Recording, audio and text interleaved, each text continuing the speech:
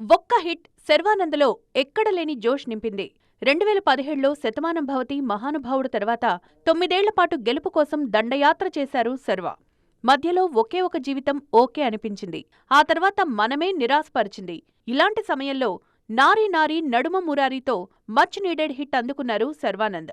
ఎలాంటి అంచనాలు లేకుండా, ప్రమోషన్స్ లేకుండా సైలెంట్ గా వచ్చిన నారీ నారీ సూపర్ హిట్ గా నిలిచింది. ఎక్స్ప్రెస్ రాజా, శతమానం భవతి తర్వాత పండక్కి హ్యాట్రిక్ పూర్తి చేశారు శర్వ.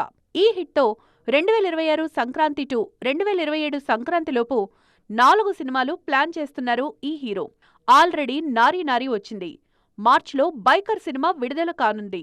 బైకర్ షూటింగ్ ఇప్పటికే పూర్తయింది. ఫిబ్రవరిలో ప్రమోషన్స్ స్టార్ట్ చేయనున్నారు. ఇక సంపత్ నంది తెరకెక్కిస్తోన్న భోగి సినిమా షూటింగ్ వేగంగా జరుగుతోంది. 1960 బ్యాక్డ్రాప్ లో వస్తోన్న ఈ చిత్రం ఆగస్టు రిలీజ్ కు ప్లాన్ చేస్తున్నారు.